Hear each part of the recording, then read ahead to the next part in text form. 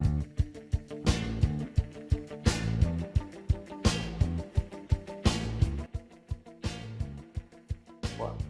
el ejercicio número 3 les pide calcular el valor de P que es la fuerza con la que se estira de esta cuerda, y les pide calcular el valor del ángulo beta, que sería la inclinación que tienen que tener esas cuerdas para que de esa forma esté todo en equilibrio, y nos da el ángulo que la fuerza P forma con la horizontal. También nos da el peso, o la masa, mejor dicho, de la carga que está sosteniendo el sistema.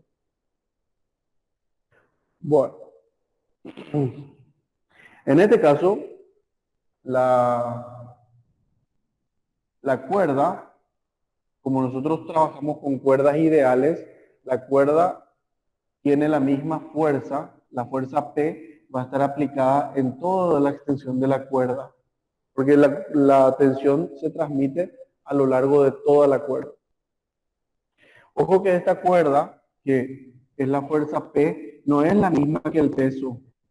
La cuerda que sostiene la carga es otra cuerda que está saliendo de la articulación del centro o del eje de nuestra polea. Lo que vamos a hacer es un sistema, el diagrama del cuerpo libre de la polea que tenemos en ese punto. Entonces, hacemos un diagrama del cuerpo libre de esa polea.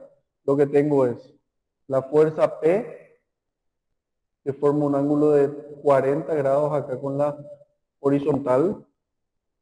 Tengo también otra fuerza P, que en el mismo módulo, pero tiene otra inclinación, ¿verdad? En este caso sería con la vertical, que forma beta. Así que con la vertical, este va a formar un ángulo beta.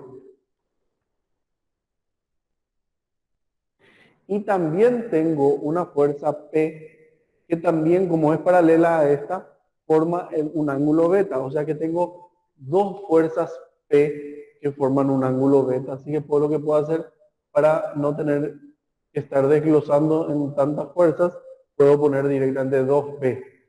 Porque son dos fuerzas iguales, de igual magnitud, que forman beta con el eje vertical. Y por otro lado también tengo el peso del cuerpo, que sería la carga de 160 kilogramos. Les vuelvo a repetir, yo acá tengo una cuerda y acá tengo otra cuerda. La cuerda es la misma, la que rodea todas las poleas, entonces tienen la misma fuerza P. Y como son paralelas las dos cuerdas, entonces forman el mismo ángulo beta con la vertical. Y por eso estas dos yo convertí en una sola fuerza que sea del doble de magnitud. Bueno, a partir de ahí lo único que me falta es hacer la sumatoria de fuerzas. Si hago la sumatoria de fuerzas en X igual a 0, la sumatoria de fuerzas en X igual a 0 va a ser ¿cuánto? Voy a poner mi eje. Mi eje voy a poner en forma tradicional, por decir de alguna manera. X positivo hacia la derecha y positivo hacia arriba. Entonces voy a tener la componente horizontal de esta fuerza, que es 2P. La componente horizontal es este cateto. Y ese cateto es el opuesto a beta. Si es el opuesto, se usa la función seno. Entonces va a ser 2P por seno del ángulo beta. 2P, que es un módulo, por seno, porque es el opuesto del ángulo beta.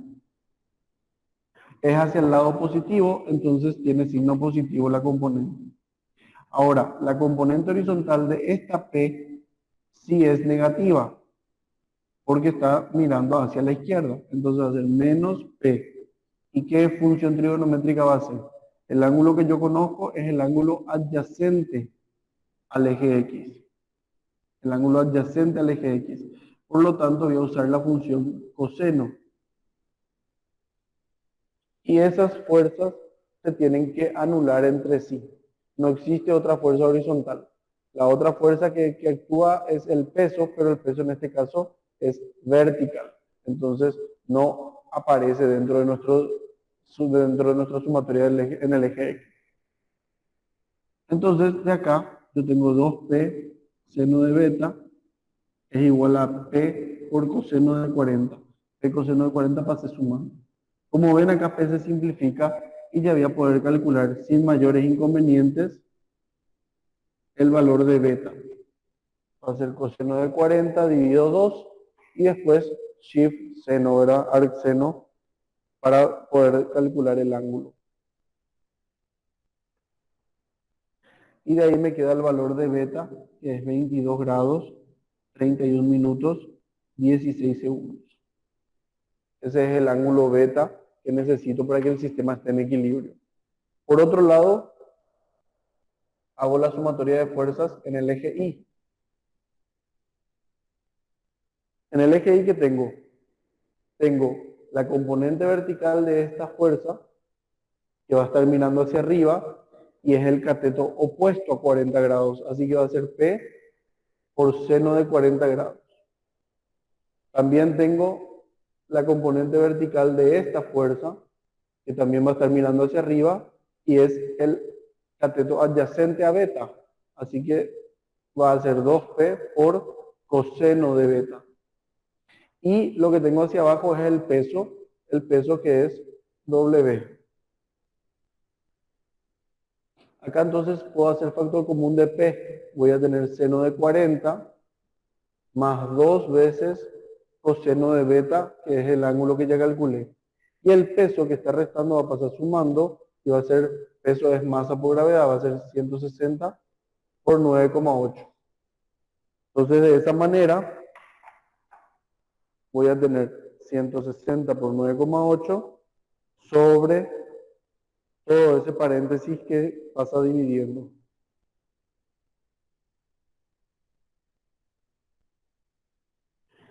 Y de ahí me sale el valor de P, que es 629,65 newton.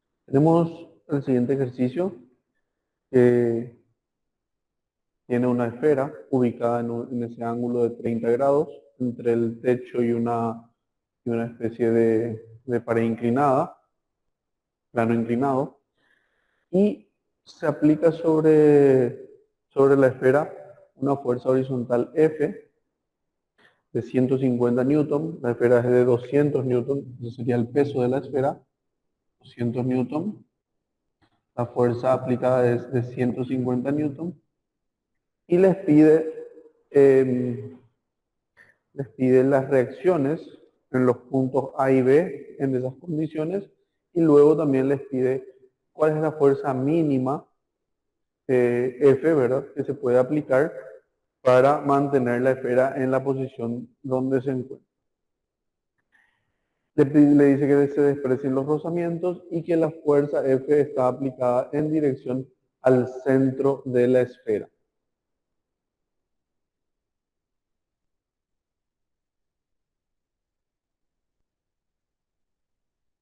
Bueno, entonces,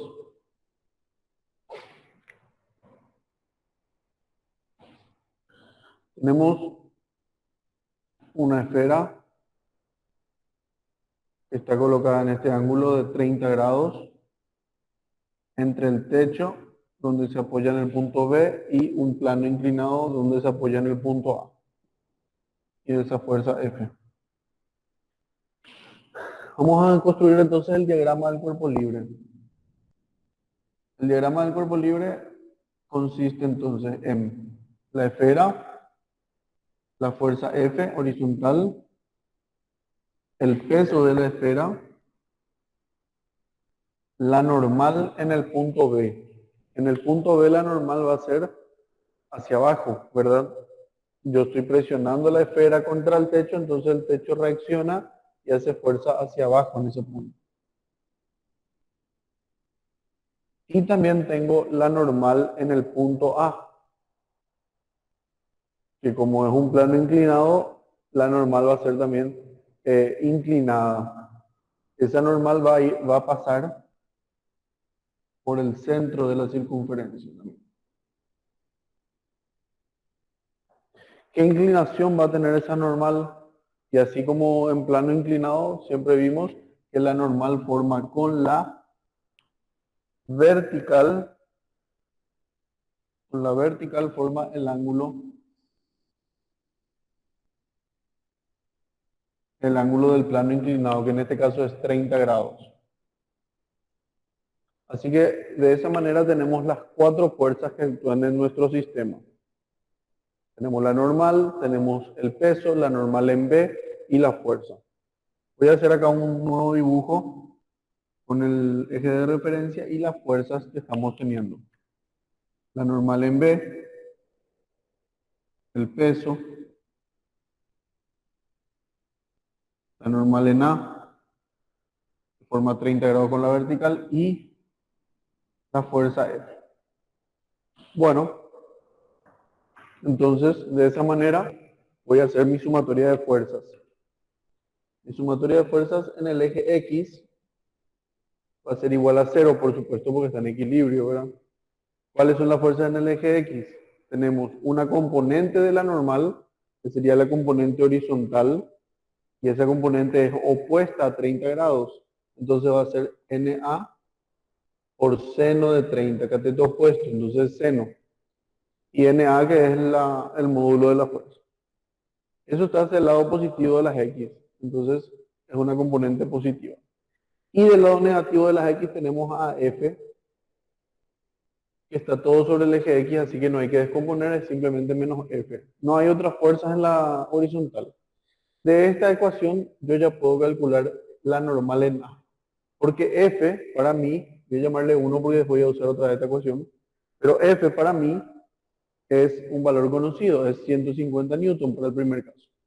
Entonces va a ser 150 que pasa sumando y el seno de 30 que pasa dividiendo. Entonces NA vale 300 newton. Esa es la reacción en el punto A. Ahora voy a hacer la sumatoria de fuerzas en el eje Y, igual a 0. ¿Quiénes tengo en el eje Y? Tengo también una componente de la normal A. En este caso es la componente adyacente a 30 grados. Por lo tanto va a ser NA por coseno de 30. Esa es la única componente que va para arriba. Las otras dos son el peso y la normal en B, pero van para abajo, así que van a estar restando. Y las dos son verticales, así que tienen todo el vector está en ese eje. No hace falta descomponer. Y como verán, ahora que ya tengo NA, que es 300, esta es la ecuación 2, voy a guardar también porque voy a usar nuevamente coseno de 30 menos el peso que era 200, NB que está restando va a pasar sumando, y acá yo ya puedo calcular el valor de NB. Va a ser 300 coseno de 30 menos 200. Y me sale que NB es 59,8 newton. Con esos dos ya tengo las reacciones que me pedía el problema. Lo siguiente que me pedía era calcular la mínima fuerza F, o sea que ahora esta fuerza pasa a ser una incógnita.